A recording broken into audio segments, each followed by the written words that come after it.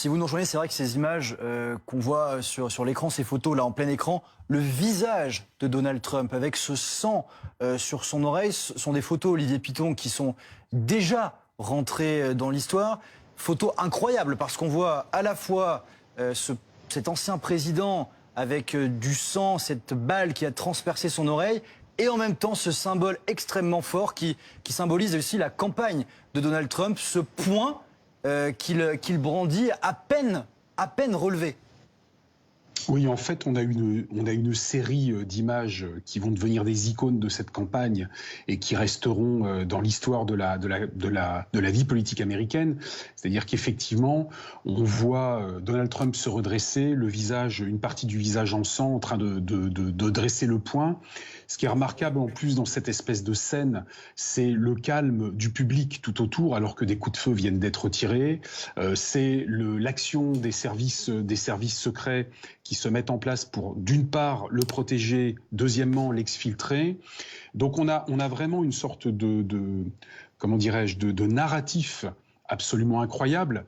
Et alors, je n'ai aucune information sur le moment où il se redresse, à quoi il pense évidemment, et lui seul le sait, mais en tout cas sans doute que l'adrénaline a joué pour qu'il se redresse et que de manière instinctive il lève le poing en démontrant une sorte de rage qui est assez proche du personnage. Et tout ça va effectivement alimenter la campagne pour les mois à venir et va rendre de toute façon extrêmement inaudible tout autre aspect qui aurait pu être abordé, en particulier les sujets de fond, qui le sont depuis pas mal de semaines, beaucoup moins abordés d'ailleurs, d'abord en raison de la polémique sur l'âge de Joe Biden et le débat. Et là, évidemment, avec cet événement-là, on ne va plus parler que de cela, cette image extrêmement forte qui va marquer les esprits et qui va évidemment représenter, c'est une évidence, un tournant décisif dans cette campagne électorale.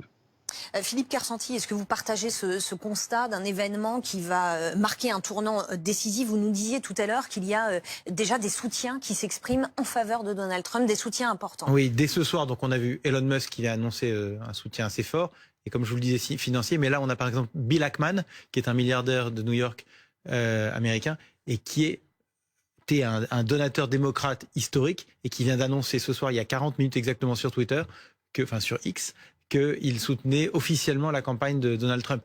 Je crois qu'aux États-Unis, on est quand même en train de se rendre compte, et ce que j'insiste vraiment sur cette situation, on vit dans un monde dangereux. Une guerre en Ukraine, une guerre au Proche-Orient, des choses assez graves. Les gens qui ont des responsabilités se disent qu'il vaut mieux avoir à la tête de l'État, de la plus grande puissance militaire et économique mondiale, Donald Trump, un homme qui est même avec une balle dans l'oreille est capable de se relever et d'être en forme, plutôt que Joe Biden qui aujourd'hui a montré de grands signes de faiblesse. Donc aujourd'hui, on a cette situation où Donald Trump reprend le dessus. Ce qui est extrêmement triste, c'est la personne qui est décédée et ceux qui sont blessés. On peut vraiment prier pour eux et espérer pour que les blessés s'en sortent. Mais d'un point de vue, je dirais, plus largement politique, c'est évidemment ce soir un événement politique qui avantage Donald Trump. Alors maintenant, la campagne, il y a encore 4 mois, on va jusqu'au 5 novembre, donc il peut se passer beaucoup de choses dans tous les sens. Dans le sens, Joe Biden peut être remplacé par un candidat beaucoup plus présentable qu'il ne l'est lui. Donald Trump peut faire des bêtises. Il peut arriver plein de choses à Donald Trump. Mais aujourd'hui, c'est sûr que ça donne un fort avantage à Donald Trump. Voilà, vous représentez, je le rappelle pour les personnes qui nous regardent, le camp de Donald Trump, oui. Le camp des Républicains. L'organisation Republicans in France. Exactement. On va écouter évidemment l'autre camp, le camp incarné par Joe Biden qui s'est exprimé assez rapidement après justement ce qui est arrivé à Donald Trump. On l'écoute.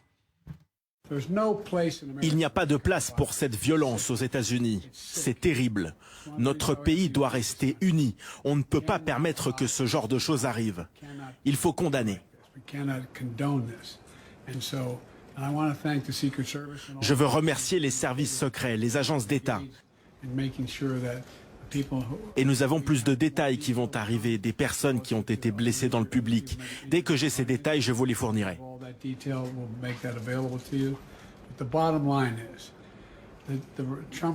Une chose est sûre, le meeting de Trump était un meeting que Donald Trump aurait dû pouvoir tenir sans problème. Mais l'idée que cette violence politique arrive aux États-Unis est inacceptable et tout le monde doit la condamner. Tout le monde.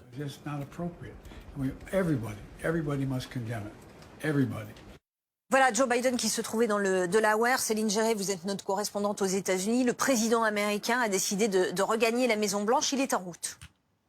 Oui, Joe Biden devrait arriver dès ce soir à la Maison-Blanche depuis son fief dans le Delaware. Il se réunira avec les responsables de la sécurité intérieure et les forces de l'ordre à la Maison-Blanche ce dimanche matin. On aura plus de précisions donc demain matin. Ici, ce que l'on sait, c'est que Joe Biden a pu s'entretenir dès ce soir avec Donald Trump. On rappelle que cette fusillade a fait 2 victimes. Le tireur qui se trouvait à l'extérieur de l'enceinte du meeting et un spectateur. 2 autres personnes sont grièvement blessées. Pour l'instant, ce que l'on sait, c'est qu'un fusil semi-automatique a été retrouvé sur le lieu de l'attaque et que cette attaque est qualifiée de tentative d'assassinat contre l'ancien président par les enquêteurs. L'équipe de campagne de Donald Trump confirme que l'ancien président blessé à l'oreille lors de cette fusillade sera présent lors de la convention républicaine qui se tiendra à Milwaukee à partir de lundi. Merci Céline, évidemment, on revient vers vous au fur et à mesure. Évidemment, Olivier Piton, on revient vers vous pour comprendre ce qui va se passer après. On a entendu Joe Biden. C'est vrai que la ligne des démocrates pendant toute cette campagne jusqu'à présent, ça a été vraiment de dire que Donald Trump était une menace pour la démocratie. Ça a été martelé sur les plateaux de télévision, dans les débats. On a encore entendu ça il y a quelques heures, notamment dans les différentes prises de parole. Comment vont faire les démocrates maintenant pour ajuster leur ligne en vue de ce qui va se passer après? Très compliqué de répondre à cette question. Une chose est sûre, c'est que la stratégie de diabolisation de Donald Trump ne peut plus fonctionner pour 2 raisons. D'une part, parce qu'il est aujourd'hui victime d'un attentat, évidemment. Et puis, deuxièmement, de manière plus profonde, c'est ce que je disais auparavant, c'est qu'il y a un besoin d'apaisement, il y a un besoin de calme dans la société civile américaine qui est clivée, extrêmement clivée depuis beaucoup d'années. Ce qui veut dire que la stratégie des démocrates visant à attaquer le condamné Donald Trump, le violeur Donald Trump, le délinquant Donald Trump ne peut plus fonctionner. Quelle stratégie va être mise en place? Il va falloir que de manière extrêmement rapide, une réflexion se porte. Peut-être la seule bonne nouvelle pour les démocrates dans cette affaire, c'est qu'on ne va plus parler de l'âge de Joe Biden pendant un certain temps. L'actualité aujourd'hui immédiate, c'est évidemment la tentative d'assassinat. Ça donnera peut-être un tout petit peu de répit aux démocrates pour trouver une forme de riposte. Mais une chose est claire, c'est qu'il sera infiniment plus difficile pour les démocrates aujourd'hui de mener campagne contre Donald Trump que pour les républicains de soutenir un candidat qui vient d'être victime d'un attentat. C'est absolument incontestable et les exemples passés démontrant que des personnalités politiques victimes d'attentats aient pu bénéficier effectivement d'une sorte d'empathie de la part de la population est quelque chose d'assez vérifié. Donc ça va être effectivement très compliqué du côté des démocrates, c'est incontestable. Merci beaucoup Olivier Piton. Il est bientôt 5 heures. Notre édition spéciale se poursuit. C'est le choc aux États-Unis. Donald Trump blessé après des tirs lors d'un meeting de campagne en Pennsylvanie. Les enquêteurs parlent d'une tentative d'assassinat. L'ancien président américain a dû être d'abord évacué. Il se porte bien. Un spectateur est décédé. 2 autres sont grièvement blessés. Le tireur de son côté a été tué. Selon les services secrets américains, l'homme a tiré à plusieurs reprises depuis une position qui était élevée. Vous voyez ici ces images impressionnante, déjà historique, de Donald Trump à terre avec du sang sur l'oreille, et Joe Biden qui dénonce une violence inacceptable de son côté. Nous devons nous unir comme une seule nation pour condamner cet acte, c'est ce qu'a déclaré le président américain. On va revoir le fil des événements. Que s'est-il passé? Le point avec Arthur Muriot. Il est environ 18h15 heure locale. Donald Trump est en plein meeting. Quand soudain, plusieurs détonations. L'ancien président tente alors de se protéger derrière son pupitre et la panique gagne le public. Sur l'estrade, les gardes du corps se précipitent autour du candidat républicain. Il est vivant et lève le poing, mais semble touché à l'oreille droite. Donald Trump est alors escorté de l'estrade jusqu'à sa voiture et mis en sécurité par les services secrets américains sous les acclamations de ses partisans. Le président Trump remercie les forces de l'ordre et les premiers intervenants pour leur action rapide lors de cet acte odieux. Selon les médias américains, au moins une personne du public aurait été tuée, tout comme le tireur présumé. J'ai entendu les coups de feu. J'ai d'abord cru qu'il s'agissait de pétards. Quelqu'un là-bas criait « On lui a tiré dessus, on lui a tiré dessus !» Je me suis donc rendu sur place, j'ai dit « Je suis médecin urgentiste, laissez-moi vous aider ». Le type avait reçu une balle dans la tête, il y avait beaucoup de sang. Alerté, le président américain Joe Biden s'est dit soulagé d'apprendre que Donald Trump était sain et sauf. Il n'y a pas de place pour cette violence aux États-Unis. C'est terrible. Notre pays doit rester uni. On ne peut pas permettre que ce genre de choses arrive. Il faut condamner. Une chose est sûre, le meeting de Trump était un meeting que Donald Trump aurait dû pouvoir tenir sans problème. Mais l'idée que cette violence politique arrive aux États-Unis est inacceptable. Et tout le monde doit la condamner. Tout le monde.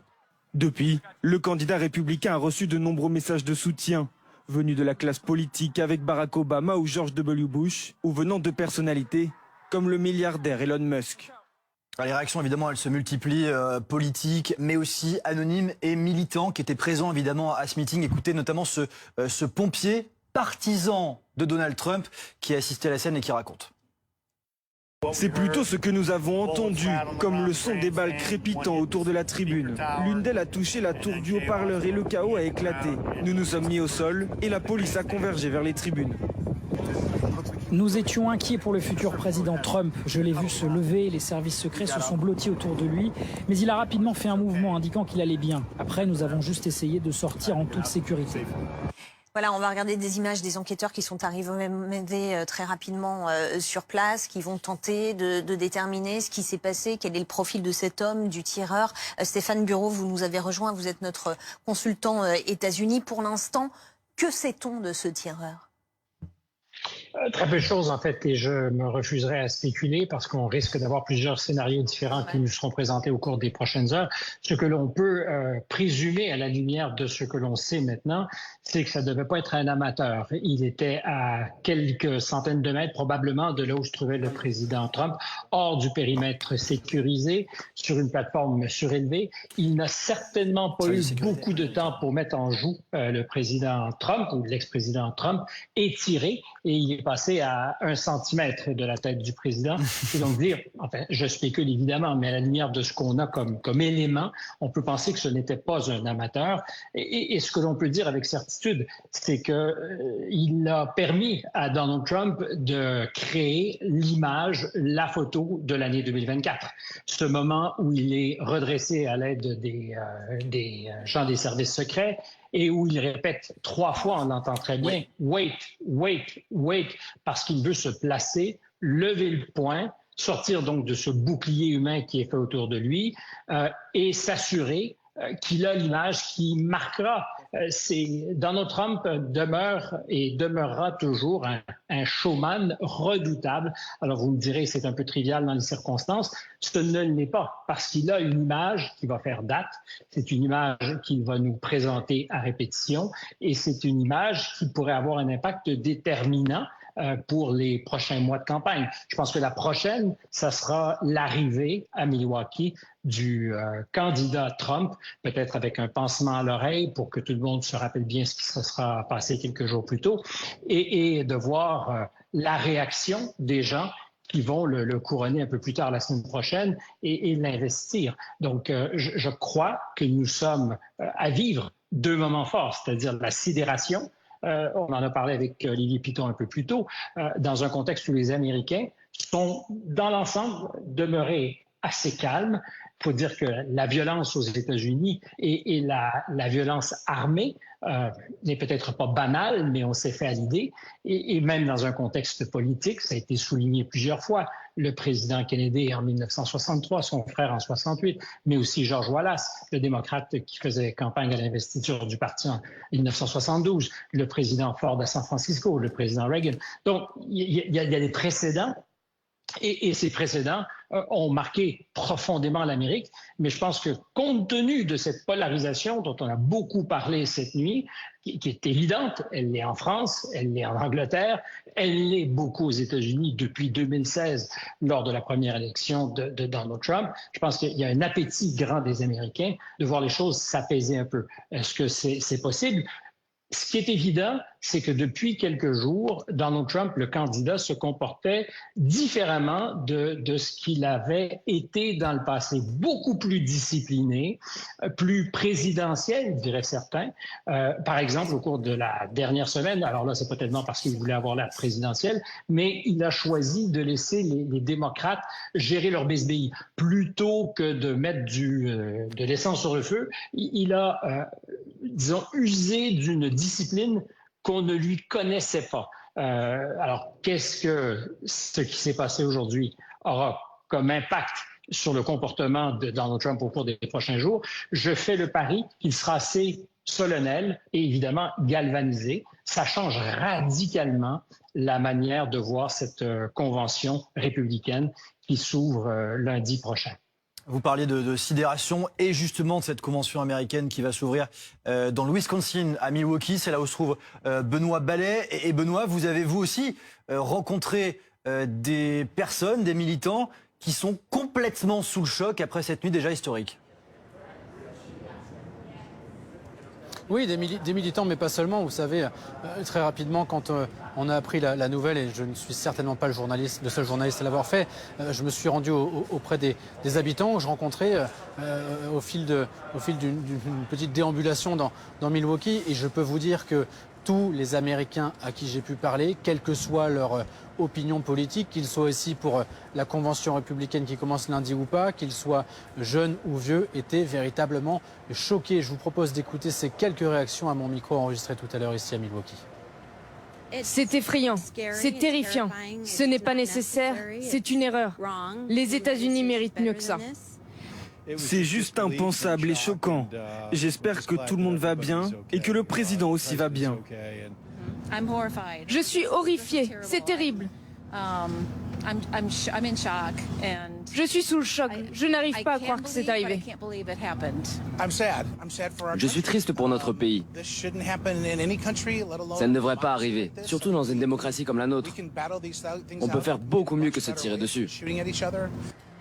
Alors on pourra peut-être dire que c'est un petit peu tôt, mais j'ai posé la question à un de ces habitants de Milwaukee, de savoir si eh bien, cette tragédie allait peut-être remettre en question sa vision des armes à feu aux États-Unis. On sait que c'est beaucoup plus facile qu'en France de se procurer des armes à feu. La loi est très permissive en la matière. Et cet homme m'a répondu que non, c'était pas du tout, ça n'allait rien changer. Ce qu'il fallait plutôt, c'était renforcer la sécurité autour des meetings, qu'il avait dû y avoir, selon lui, eh bien, une faille des services de sécurité qui encadrent les meetings de l'ancien président Donald Trump, mais que ce n'était certainement pas une raison pour revoir la politique de gestion des armes à feu aux États-Unis. En tout état de cause, Donald Trump, pour revenir sur l'état de santé de l'ancien président, va bien, et il a fait savoir qu'il serait bien présent dès lundi à cette convention du Parti républicain ici à Milwaukee dans le Wisconsin, convention qui doit officiellement sacrer son investiture comme candidat du Parti républicain pour affronter le 5 novembre prochain, c'est dans un peu moins de 4 mois, Joe Biden, le candidat démocrate pour cette élection présidentielle américaine. Merci beaucoup Benoît Ballet, et on rappelle qu'en revanche un spectateur qui se trouvait dans le public de ce meeting de Donald Trump a lui été tué, 2 autres sont blessés. Le tireur, on le sait, a tiré à plusieurs reprises depuis une position élevée. On va découvrir ensemble de nouvelles images qui nous parviennent des États-Unis qu'on va commenter avec vous, Jérôme Poirot. C'est ce corps qui se trouve sur un toit, c'est le corps du tireur, puisqu'on sait qu'en fait il était placé, cet homme, depuis une position élevée au-dessus d'un bâtiment. Oui, manifestement, il est sur le toit d'un bâtiment qui n'est pas très haut, qui fait peut-être 4 ou 5 mètres de hauteur, donc ça n'est pas très très haut, mais ça lui donne la vue nécessaire sur la zone et sur l'estrade où était l'ancien président Donald Trump. Alors là, ce qu'on ne voit pas, mais on le saura très rapidement, c'est quelle est la distance entre cet endroit et l'estrade.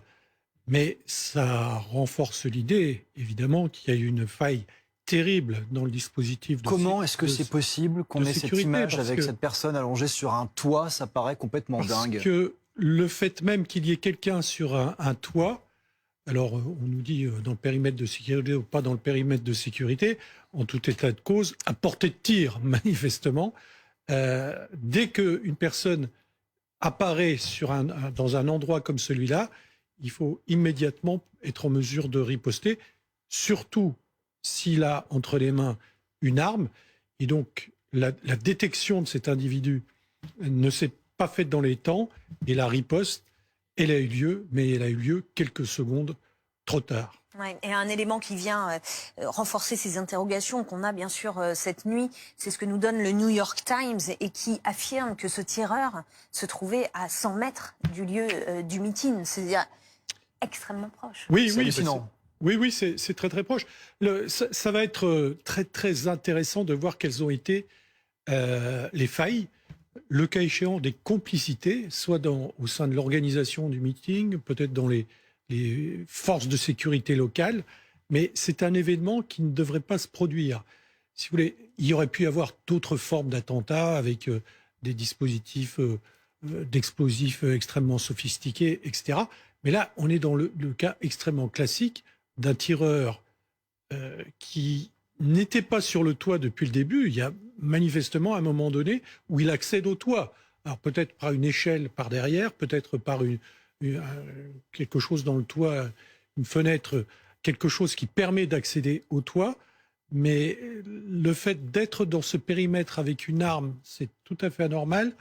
De ne pas avoir été détecté à temps et de ne pas avoir été neutralisé à temps, c'est tout à fait anormal. Oui, c'est ça qui interroge aussi les personnes qui nous regardent peut-être. Enfin, on voit tous que ça fait 100 mètres. Oui. Et donc cette personne à 100 mètres n'a pas pu être repérée par une horde de membres du Secret Service qu'on a vu se jeter sur l'ancien président. Ce que vous dites, et peut-être s'il y a une complicité, c'est très important, parce qu'il faudra vraiment déterminer. Ce qui pour l'instant n'est pas établi. Si, je dis simplement, s'il y a une complicité, mais en tout cas, ce qui est très important, c'est de savoir qui est cette personne, quand elle sera identifiée, de savoir quelles sont ses motivations. Et je crois que là, on pourra ensuite remonter le fil et comprendre un petit peu tout ce qui s'est passé. Mais là, on est dans une forme de sidération par rapport à cette situation qui paraît proprement impensable. Alors, les enquêteurs sont arrivés évidemment très rapidement sur place. Jérôme Poirot, est-ce qu'on peut rappeler ce qui va permettre aujourd'hui de faire avancer cette enquête et quel va être notamment le travail de terrain des enquêteurs? Mais il y a plusieurs choses. Il y a effectivement l'identification du tireur. Il semble qu'il ait posté une vidéo de revendication avant de passer à l'acte, donc ça va faciliter évidemment son identification. Il va y avoir la question de ses motivations. Est-ce que ce sont des motivations politiques ou non? On peut rappeler que l'attentat raté, mais enfin qui avait gravement blessé le président Ronald Reagan, c'était au mois de mars 1981.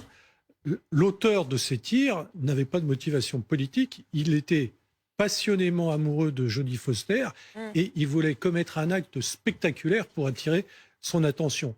Donc il y a ces questions-là qui seront très importantes. Il y aura la question des éventuelles complicités dont aurait pu bénéficier le tireur. Et puis il y a l'autre volet, c'est la question des failles dans le dispositif de sécurité, puisque Donald Trump n'est pas évidemment n'importe qui. Il est protégé à un double titre, comme ancien président des États-Unis, comme candidat à l'élection présidentielle. Donc tout ce qui peut lui arriver, à lui comme à d'autres candidats, est susceptible d'avoir un impact sur l'élection elle-même. Donc il faut évidemment que ces candidats soient particulièrement protégés. Une enquête qui sera passionnante et je pense qu'on saura... tout ça va se faire au fil du temps, mais je pense que dans la journée qui s'ouvre, nous aurons déjà un certain nombre de réponses à ces questions. Oui. Non, le sénateur Vance de l'Ohio a fait une déclaration aujourd'hui en disant il ne s'agit pas d'un incident isolé. Le point central de la campagne de Biden était que le président Trump est un fasciste autoritaire qu'il faut arrêter à tout prix. Cette rhétorique a conduit directement à la tentative d'assassinat de Donald Trump. Donc c'est ça qui est important de comprendre, c'est qu'en fait, objectivement, j'ai pas d'informations précises, mais je ne crois pas à un amoureux, je dirais, de Taylor Swift, par exemple, qui aurait voulu vous montrer quelque chose. Je crois qu'on a vraiment affaire à une campagne incendiaire qui a été menée contre Donald Trump pour le diaboliser de façon incroyable, et c'est ce qui conduit certains esprits faibles à prendre les choses au sérieux. Alors ça restera à établir bien évidemment, par l'enquête. Il faudra déterminer quelles sont les motivations vous avez raison, mais de cet homme. Est-ce qu'il est sain d'esprit ou pas? Oui, d'accord, mais de toute façon, il ne peut pas être sain d'esprit. Quelqu'un qui va et qui tire sur... Est-ce qu'il a des troubles psychologiques ou pas? Non, mais ce que je veux dire, c'est que inciter à la haine en disant qu'une personne est un fasciste autoritaire qui met le pays, la démocratie en danger, ça peut inciter des gens à faire des choses graves. Et c'est pour ça que je crois que c'est vraiment important de calmer les choses aux États-Unis, mais aussi, j'insiste encore une fois, en France, on est dans une période très tendue en France, c'est très important que ça se calme aussi en France. Alors justement, Benoît Ballet, notre correspondant qui se trouve à Milwaukee, vous voulez réagir après vos propos?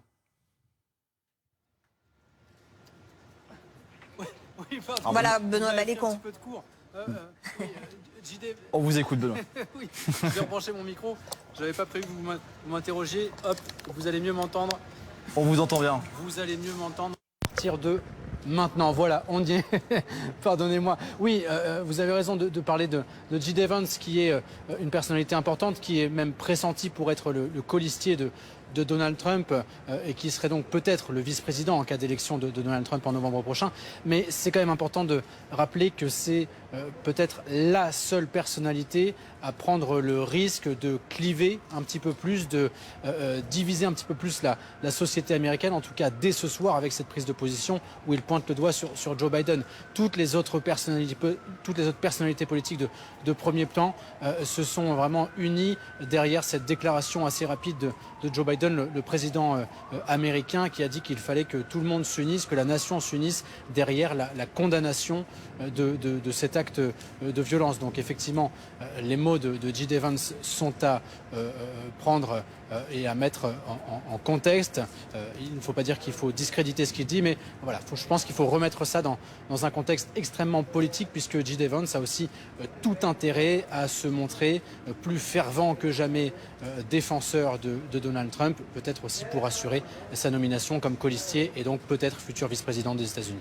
Merci beaucoup Benoît Ballet. Stéphane Bureau, vous êtes toujours avec nous, notre consultant États-Unis. On le voit, cet homme qui pointe la rhétorique de Joe Biden. Qu'en dites-vous? Deux choses. Je répondrai à votre question dans un instant, mais sur les questions qui ce soir se posent quant à ce qui s'est passé, il y a quelque chose qui relève peut-être pas de la sidération absolue, mais qui est un peu mystérieux au moment où on se parle, c'est que 2 ou 3 témoins, assurément, ont dit avoir très tôt, donc peut-être quelques secondes avant que les tirs soient entendus, mais montré du doigt le tireur qui était apparu, alors qu'apparemment le service de sécurité ne l'avait pas identifié, ce qui est pour le moins surprenant. Encore une fois, dans ce genre de choses, il faut faire attention. On peut longtemps et beaucoup spéculer, mais 2 ou 3 témoins, ça a été souligné, j'ai entendu tout à l'heure CBS là-dessus, qui disaient avoir été les premiers peut-être à remarquer la présence disons, étrange de cette personne armée qui avait en joue peut-être à ce moment-là déjà Donald Trump. Sur la question du destin politique de M. Vance, évidemment, dans les circonstances, peut-être qu'il sait déjà qu'il a été désigné pour être le colistier, j'en sais strictement rien. On spécule encore beaucoup. M. Trump a fait bien attention de maintenir le suspense. Oui, il y a quelque chose qui ajoute à la division en ce moment aux États-Unis avec ce genre de propos, mais il est vrai que déjà en 2016, on annonçait Donald Trump comme le grand fossoyeur de la démocratie. En 2020, ça a été répété. Et depuis quelques mois, c'est au cœur du discours des démocrates. Alors, est-ce que ça peut engendrer ce genre de réaction? On ne souhaite jamais pas. Mais c'est évident qu'il y a à répétition un discours extraordinairement violent. Alors évidemment, la réduction ad literium, à répétition, mais le fossoyeur de la démocratie, le mec qui éventuellement pourrait devenir un dictateur.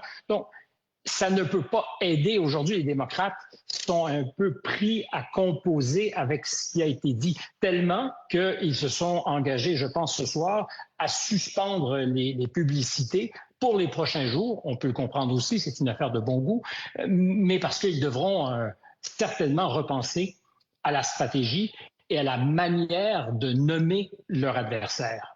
Ça risque d'avoir un impact, ça aura un impact déterminant sur la dynamique de cette campagne présidentielle et on va le mesurer très rapidement au cours des prochains jours.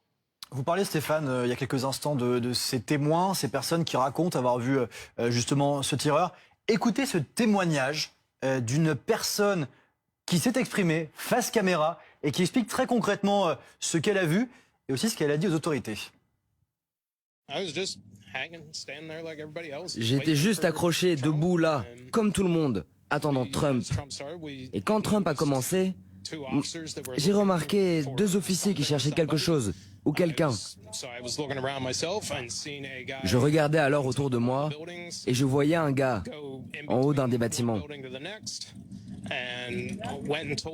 Je suis passé d'un bâtiment à l'autre et je suis allé dire aux policiers qu'il était là-haut. Et quand je suis retourné à ma place, j'ai entendu dire que les gens pouvaient encore voir la personne d'où ils étaient. Alors j'ai vérifié ça et je suis retourné dire aux policiers que s'ils venaient là-bas, ils pourraient les voir. Et quand j'ai tourné le dos, c'est quand j'ai tourné le dos que les coups de feu ont commencé et puis c'était là. Il m'a fallu 1 seconde ou 2 pour comprendre exactement ce que c'était. Il s'agissait simplement de sortir de là et d'aider une autre personne avec son enfant. Et puis, nous sommes sortis et c'était tout. Je suis parti et c'était tout. Voilà, le choc aux États-Unis et Benoît Ballet, vous êtes sur place, vous êtes notre correspondant sur place. C'est effectivement l'émotion et le choc qui prédominent quelques heures après cette attaque contre Donald Trump. Oui, évidemment. Tous les Américaines, tous les Américains à qui j'ai pu parler dans les minutes qui ont suivi l'annonce de ce drame se sont tous dit sidérés, extrêmement émus. Ils étaient même certains encore interdits de cette annonce. Certains n'étaient même pas encore au courant. Je l'ai appris à une dame qui est restée vraiment bouche bée, qui a dit « Oh my God !» d'apprendre cette terrible nouvelle. Alors, on parle de l'ancien président Donald Trump, l'ancien président républicain qui a donc été visé par une possible, c'est l'enquête qui le dit, une tentative d'assassinat, mais il y a aussi un spectateur qui a été mortellement touché, 2 autres personnes qui étaient à ce meeting grièvement blessées et qui sont toujours, au moment où on se parle, hospitalisés. Donc une très grande émotion ici à Milwaukee. Il était 5h30 de l'après-midi quand on a appris qu'il y avait eu des coups de feu en Pennsylvanie. Et je peux vous dire aussi que cette émotion, elle ne se ressent pas qu'à Milwaukee. Je suis à peu près certain qu'au moment où on se parle, la totalité des États-Unis a vu ces images, a vu cette séquence, a entendu ces coups de feu, a vu la photographie de Donald Trump, le visage ensanglanté et le poing levé. Donc c'est une émotion qui n'est évidemment pas circonscrite à la ville de Milwaukee, dans le Wisconsin, qui doit accueillir à partir de lundi jusqu'à jeudi cette convention du Parti républicain, qui doit officiellement investir Donald Trump comme le candidat du parti pour affronter Joe Biden en novembre prochain. C'est vraiment une émotion qui, je pense pouvoir l'affirmer, a gagné tout le pays ce soir. Alors c'est évidemment des images qui nous rappellent 2 précédents, Stéphane Bureau, même plus, mais on va s'arrêter sur 2. 1981, première date, évidemment, cette tentative de meurtre de Ronald Reagan, et l'assassinat, évidemment, de Kennedy en 1963. Il y a un point commun, quand même, entre ces 3 événements, si on inclut cette tentative de meurtre sur Donald Trump aujourd'hui. Elles ont lieu en plein jour, ces fusillades ou tentatives de fusillade. Elles sont en pleine rue ou dans un espace public. Et puis elles sont filmées par des caméras. Ça raconte quoi de la société américaine aujourd'hui ?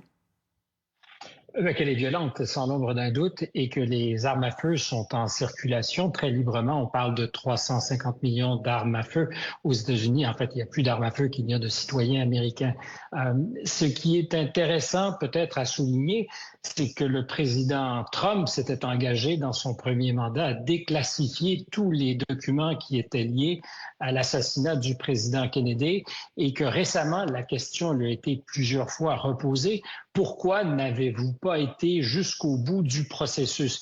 Et il a, de façon assez énigmatique, répondu, écoutez, si vous aviez vu ce que j'ai vu, vous auriez peut-être choisi de ne pas tout rendre public.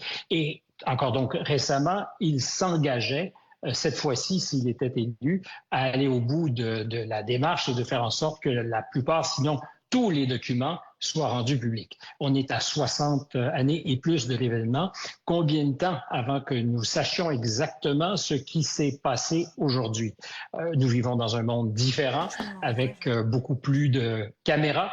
Tous nos téléphones sont évidemment des caméras, donc probablement qu'il y aura davantage de films et d'images que le légendaire Zapruder film. Mais est-ce que nous saurons rapidement ce qui s'est passé? C'est la question la plus pressante. J'espère que l'enquête saura nous donner davantage d'informations. Mais si l'histoire est garante de quelque chose, c'est que peut-être ça sera compliqué avant qu'on soit certain d'avoir la vérité, toute la vérité. Et vrai, il y a un parallèle à faire aussi avec l'affaire de Reagan en 81, un événement qui se passe au grand jour alors qu'il sort du Hilton, où il venait de donner un discours. Et cette émotion, évidemment, autour d'un président sur lequel on a tiré, mais qui est toujours bien vivant. À la différence que dans le cas de Reagan, il est allé à l'hôpital, a passé quelques heures entre la vie et la mort, mais qu'au bout de l'exercice, presque une résurrection, une cote d'amour extraordinaire pour le président Reagan, qui en avait d'ailleurs déjà une très bonne, mais je crois qu'on peut appliquer la même logique à ce qui s'est passé aujourd'hui pour Donald Trump. Il y a de fortes raisons de croire qu'au cours des prochaines semaines, certainement, il y aura effectivement ce surplus d'empathie et il était en déficit d'empathie auprès de ses adversaires à tout le moins. Alors, je ne pense pas qu'il va rallier les démocrates à sa cause, mais pour des électeurs plus incertains, je pense que sa fragilisation va participer très certainement de son discours et nous serons à même de mesurer très rapidement la semaine prochaine à la Convention républicaine ce que ça va signifier de la posture, sinon de l'attitude qu'il choisira d'avoir. Mais il s'inscrit malheureusement dans une longue et assez funeste histoire. Les gens des Secret Service ont certainement toujours essayé de faire bien leur boulot, mais ils ont perdu quelques présidents. On peut remonter à Lincoln, évidemment, mais ça s'est à plusieurs reprises passé. Et même pour des candidats qui n'étaient pas sous la protection des services secrets. Je vous ai parlé tout à l'heure de George Wallace, ancien gouverneur de l'Alabama, qui avait été candidat en 1968, qui avait été d'ailleurs un très sérieux candidat, près de 14% d'appui. Il avait remporté, je pense, au collège électoral 45 votes. Et voilà ce qui espérait devenir le candidat du Parti démocrate en 1972, qui est tiré presque à bout portant, qui passerait le reste de sa vie en fauteuil roulant, a été longtemps, je dirais, un rappel à la mémoire collective de la violence qui traverse ce pays. Merci beaucoup Stéphane. Sur la chaîne NBC News, un témoin affirme que le spectateur qui a été tué est mort instantanément. Il dit que cette victime décédée était sur la trajectoire des tirs entre le tireur présumé et l'ex-président. On va regarder cette photo de Donald Trump blessé au niveau de l'oreille. Jérôme Poirot, on est passé à 2 centimètres d'un drame pour l'ex-président américain. Ah oui, on aurait tout aussi bien pu commenter un attentat qui aurait conduit au décès de Donald Trump. C'est une question, oui, d'1 ou 2 centimètres, manifestement. Donc, Donald Trump est un miraculé. Ce soir, il n'y a aucun doute. Et à la fois la distance où était le tireur, le type d'arme qu'il a utilisé, le type de munitions était tout à fait en mesure de le tuer, puisque un spectateur est mort et 2 autres sont grièvement blessés. Ouais. Donc Donald Trump a une chance exceptionnelle. Ça doit lui donner effectivement une force pour sa campagne tout à fait incroyable. On voit ici cette photo dont on parlait aussi, avec évidemment ce Secret Service, ces hommes et ces femmes avec ces lunettes de soleil noires, très souvent dans l'ombre, qu'on ne voit pas, qui sont très discrets et qui en quelques secondes là ont surgi sur la scène pour se jeter. Jérôme Poirot, c'est vraiment comme ça, littéralement, de tout leur corps sur l'ancien président américain. Au cas où, s'il y avait la moindre hésitation, il n'y a pas de doute pour eux. Ah non, c'est en moins d'une seconde. Ils sont alors parfaitement sélectionnés, parfaitement entraînés. Ils se coordonnent entre eux. C'est très très important parce qu'il faut pouvoir réagir, à la fois protéger le président, ils font rempart de leur corps, pouvoir riposter le cas échéant. On voit, ils sont armés, donc si la menace est à proximité, ils sont en mesure de riposter et l'évacuer. Moi, j'ai pour ma part fait le cobaye dans des exercices de cette nature avec des services de protection en France, avec des dispositifs à 12 membres de sécurité dans différentes configurations. Donc, effectivement, il y a des circonstances où vous êtes prisonnier, en fait, dans une bulle humaine. C'est extrêmement impressionnant. Ça m'est arrivé aussi on vous prévient avant, mais enfin, on vous porte littéralement. J'étais jeté sur le plancher arrière d'une voiture avec un officier de sécurité qui s'est jeté sur moi. La voiture partant en trombe. Donc ce sont des métiers qui sont extrêmement techniques, qui nécessitent des entraînements permanents. Il faut une condition physique très importante. Il faut un courage particulier parce que quand il se passe quelque chose, comme ce soir, ils mettent leur vie en péril parce qu'ils font rempart de leur corps. Leur mission, c'est protéger la personnalité, même s'ils doivent y laisser leur vie ou être blessés. On continue d'en parler bien évidemment, 5h30 en direct pour notre édition spéciale qui se poursuit sur BFM TV avec cette sidération, ce choc énorme aux États-Unis, du sang sur le visage de Donald Trump en plein meeting en Pennsylvanie, l'ancien président en pleine campagne visé par des tirs. Donald Trump qui est passé à 2 doigts de la mort, il s'est exprimé sur son réseau social, il affirme avoir été blessé par une balle qui lui a transpercé le haut de l'oreille. Les enquêteurs parlent d'une tentative d'assassinat et les images qui nous sont parvenues sont très impressionnantes. Arthur Muriot. Plusieurs détonations. Et la panique envahit le meeting de Donald Trump. Un tireur vient de viser l'ancien président des États-Unis. Immédiatement, son service de sécurité intervient. Après quelques secondes, il est exfiltré, un poing levé en direction de ses spectateurs.